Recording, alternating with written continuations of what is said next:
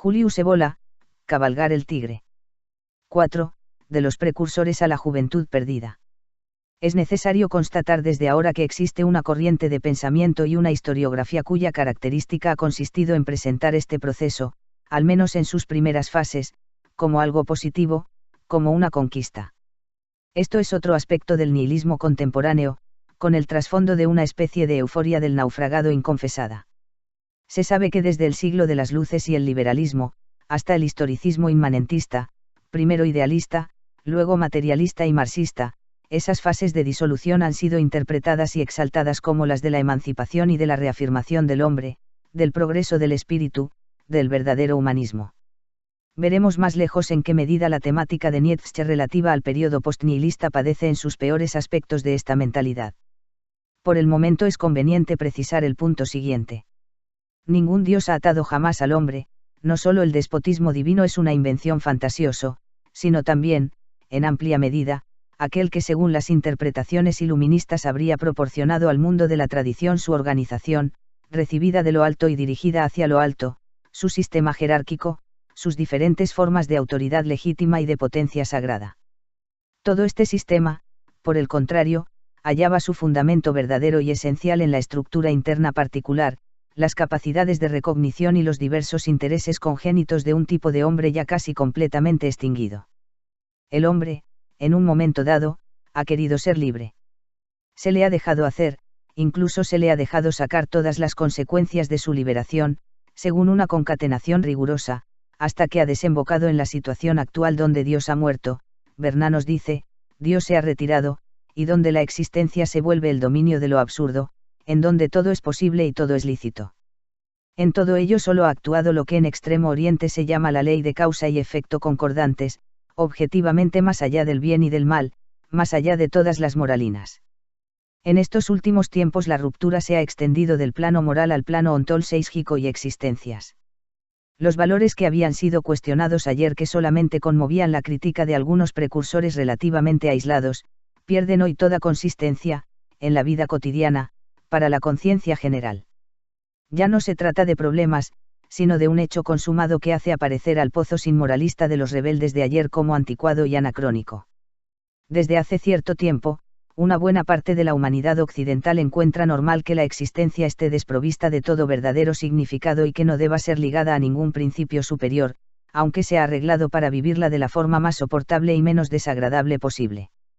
Sin embargo, esto tiene como contrapartida y consecuencia inevitable una vida interior cada vez más reducida, informe, precaria, inestable y huidiza, así como la desaparición de toda rectitud y de toda fuerza moral. Por lo demás, un sistema de compensaciones y de anestésicos actúa en la misma dirección, y el hecho de no haber sido reconocido como tal por la mayoría de la gente, no le quita, por ello, este carácter. Un personaje de Hemingway hace el balance de hoy cuando dice, opio del pueblo, la religión hoy también la economía es el opio del pueblo, como el patriotismo. ¿Y las relaciones sexuales no son acaso un opio para el pueblo? Pero entregarse a la bebida, es el mejor de los opios, excelente, aun cuando los hay que prefieren la radio, este opio barato.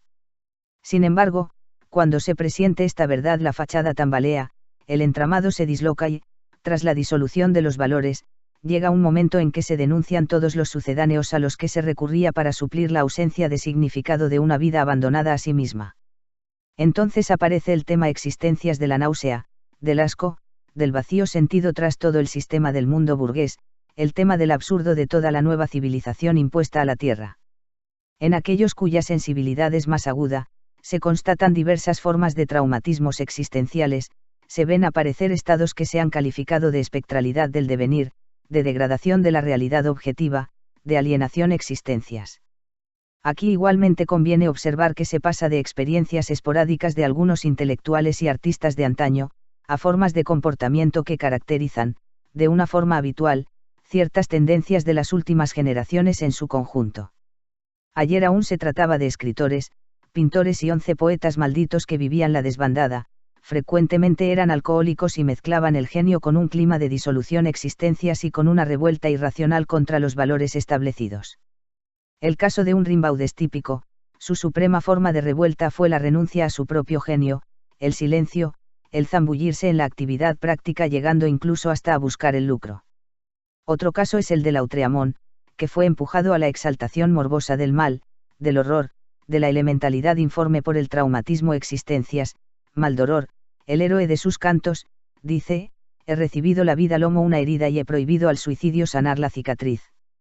Como Jack London y otros más, comprendido el Ernst Junger de sus primeros tiempos, individualidades aisladas se volcaron a la aventura, a la búsqueda de nuevos horizontes, sobre tierras y mares lejanos, mientras que para el resto de los hombres, todo parecía estar en orden, seguro y sólido, bajo el signo de la ciencia se celebraba la marcha triunfal del progreso apenas turbado por el estallido de las bombas anarquistas.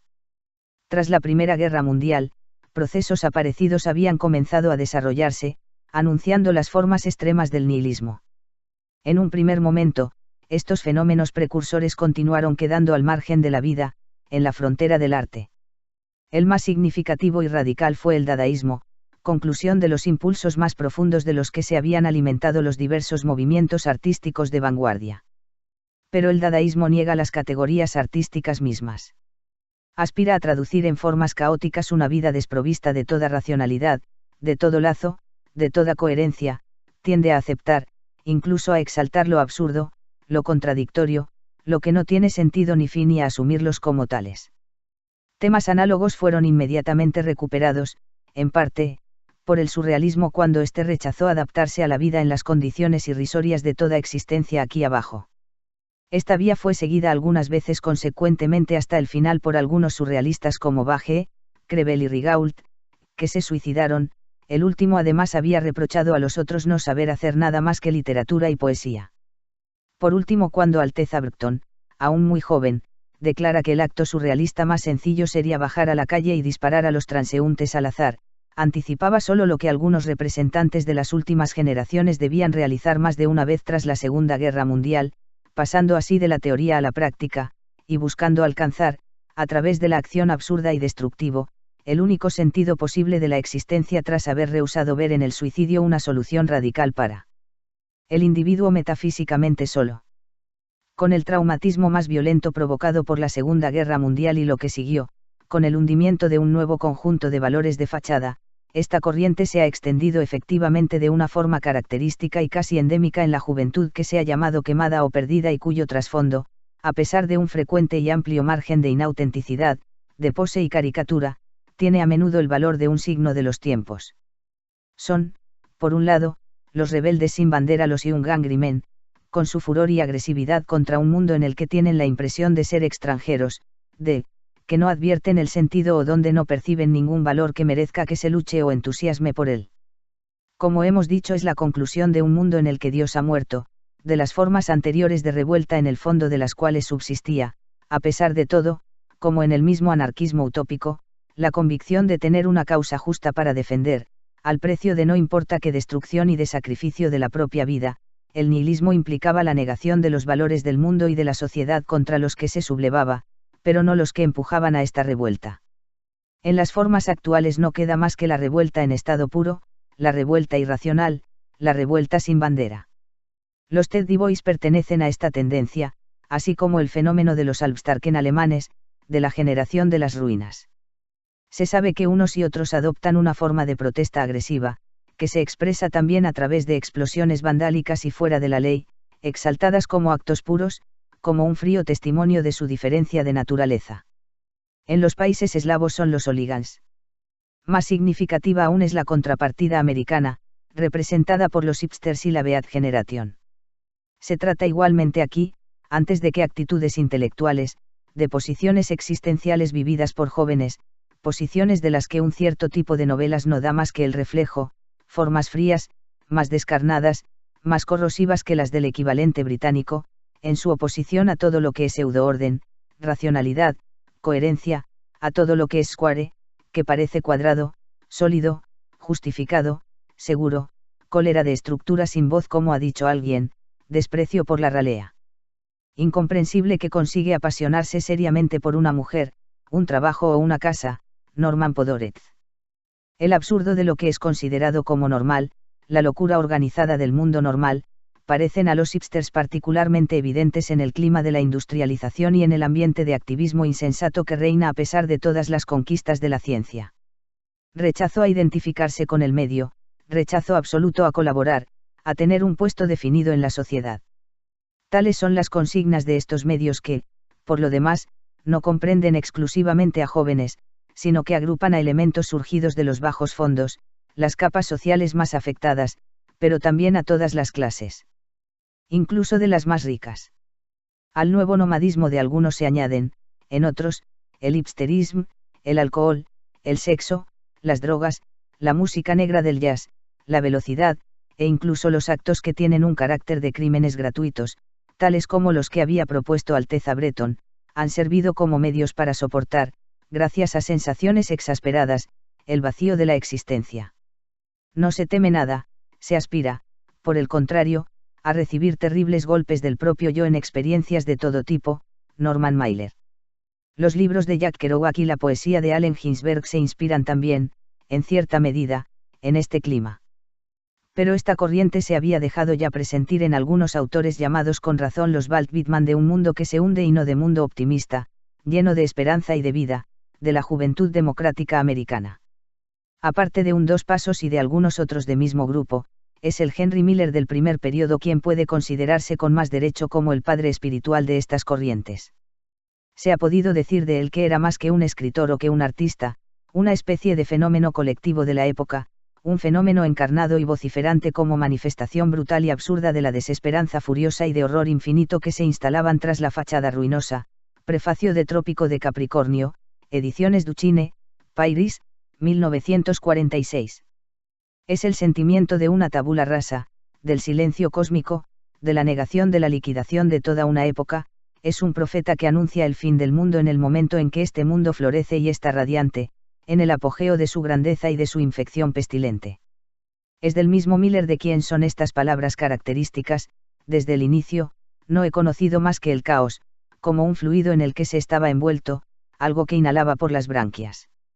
Un bosque de piedra en cuyo centro está el caos, tal es la sensación que da el ambiente donde se mueve el hombre de hoy. En ocasiones, en este punto muerto y central, en el corazón mismo del caos, danzaba y bebía hasta estar completamente atontado, hacía el amor o me envolvía con la amistad de alguien, hacía planes para una vida nueva, pero todo no era más que caos, piedra, desesperanza, extravío.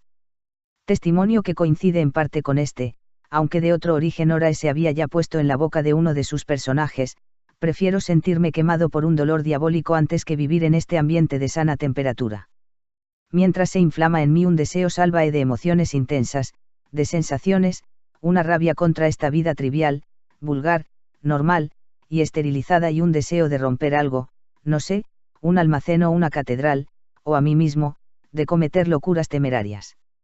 Es, de hecho, lo que siempre he detestado, aborrecido y maldecido, esta satisfacción, esta salud pacífica, este graso optimismo del burgués, esta disciplina del hombre mediocre, normal, vulgar.